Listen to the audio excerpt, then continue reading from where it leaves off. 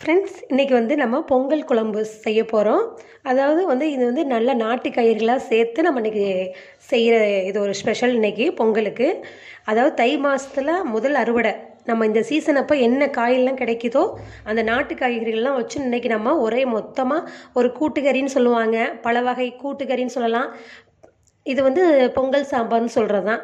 இது ரொம்ப அருமையாக இருக்கும். எல்லா காய்கறிகளையும் போட்டு வைக்கிறது. இது கிராமத்தில் ரொம்ப அவங்க ட்ரெடிஷ்னலாக பாரம்பரியமாக என்ன பண்ணணுமோ அந்த காய்கறிகளை வச்சு தான் பண்ணுவாங்க.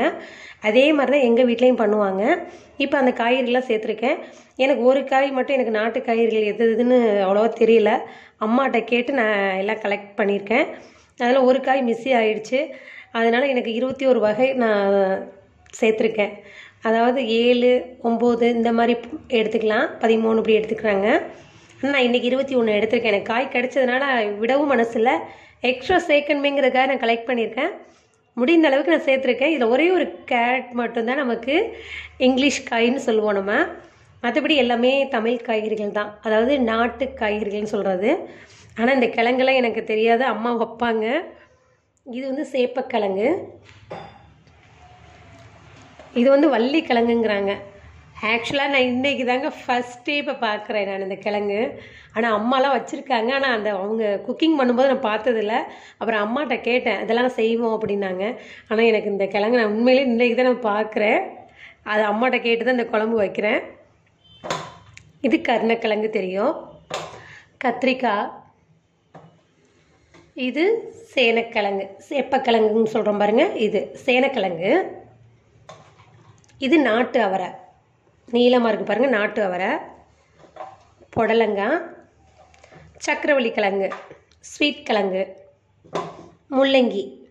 முள்ளங்கி ஆப்ஷனல் தான் நம்ம போடுறது. எனக்கு காய் கணக்குக்காக நான் காமிச்சிருக்கேன். மெயினாக வந்து அந்த 7 ஐட்டம் சேர்க்கணுங்குவாங்க, அதை சேர்த்துக்கலாம். பாருங்கள், இந்த காய்கறிகள் தான். கத்திரிக்காய் 1, 2, 3, 4, 5, 6, 7, 8, 9, 10, 11. இதில் வந்து 11 வகை இருக்குது காய்கறிகள். பாருங்கள், இதில் கேரட் மட்டும்தாங்க. இதுதான் பக்காவாக நாட்டு காய்கறின்னு சொல்லுவாங்க.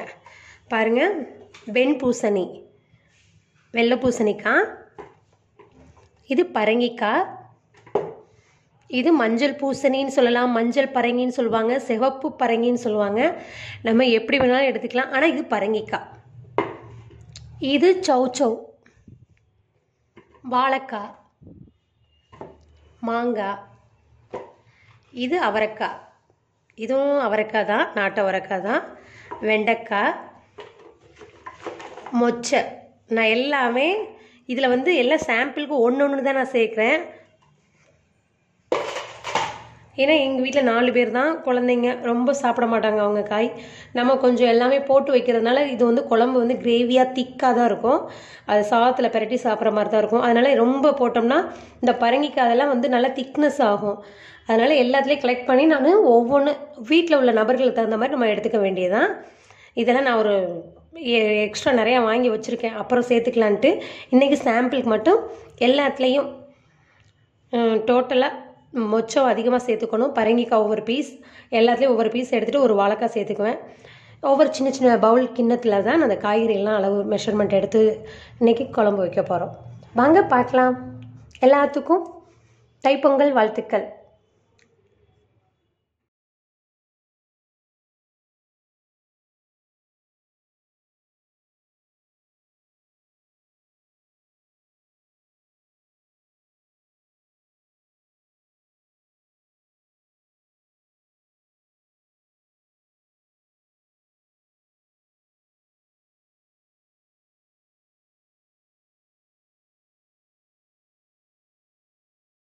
இப்போ நம்ம வந்து நல்ல நேரம் பார்த்து கரெக்டாக பொங்க பானையை எடுத்து வச்சுட்டு பாலும் தண்ணியும் ஊற்றி வச்சுருக்கோம்.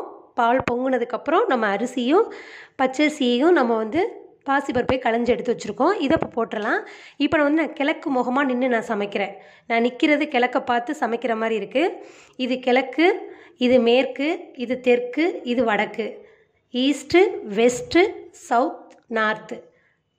இப்போ வந்து பொதுவாக என்ன சொல்லுவாங்க, எல்லாம் வடக்கு பக்கம் தான் உங்களுக்கு வந்து ஃபஸ்ட்டு பொங்கல் வந்து அந்த பால் பொங்கி வழிஞ்சால் ரொம்ப நல்லதே நடக்கும், நல்ல அதிர்ஷ்டமே இருக்கும் அப்படிங்குவாங்க. ஒரு சாஸ்திரத்துக்கு சொல்லுவாங்க. நம்ம வந்து கரெக்டாக பொசிஷன் கரெக்டாக இருக்குது, இயற்கையாகவே அதுவே எப்படி பொங்கி வழியட்டும். பகவானுடைய இது எல்லாத்துக்கும் நல்லதாகவே அமையட்டும். பொங்கலை நல்லா செலிப்ரேட் பண்ணுவோம். இப்போ பால் பொங்க போது, பொங்கினோன்னா நம்ம அரிசியை போடலாம். வெயிட் பண்ணுங்கள். பொங்கல் ரெடி ஆகுது. பொங்கலோ பொங்கல்னு பொங்க போகுது. பொங்கிடுச்சு. பொங்கலோ பொங்கல், பொங்கலோ பொங்கல். 2 பக்கம் எல்லா பக்கமே வளைஞ்சிருச்சு பாருங்கள். நீங்களே பாருங்கள், பானை கரெக்டாக ஒரே டைரெக்ஷனில் தான் நான் வச்சுருக்கேன். இப்போ அரிசி நம்ம களைஞ்சி எடுத்து வச்சுருக்கோம், போடலாம்.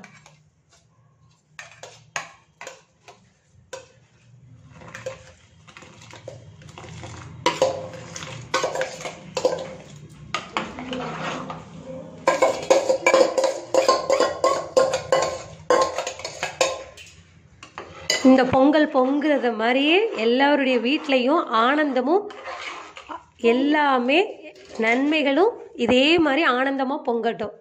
எல்லார் வீட்லேயும் எல்லாரும் அவங்கவுங்க ஆசைப்படி அவங்களுடைய அனைவருடைய ஆசைகளும் நிறைவேறணும். இந்த பொங்கல் வந்து எப்படி தித்திக்கும் இனிப்பாக இருக்கிற மாதிரியே எல்லாருடைய வாழ்க்கையிலும் எப்போவுமே தித்திக்கும் வாழ்க்கையாக அமையட்டும். ஹாப்பி பொங்கல். பொங்கலோ பொங்கல்.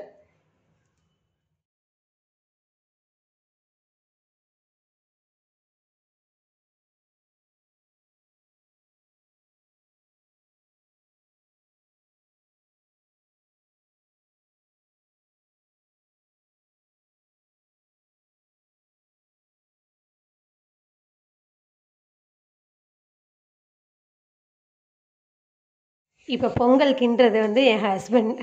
என்னால் ரொம்ப சூடாக இருக்குது, அதோடு இல்லாமல் ரொம்ப பொங்கி வழிகிற அளவுக்கு ஆயிடுச்சு அரிசி. வெல்லம் வந்து அவ்வளோ போடவும் என்னால் கிண்ட முடியல, அதனால் அவங்கள கூப்பிட்டு ஹெல்ப் பண்ண ஆரம்பிச்சிட்டேன். பாருங்கள்,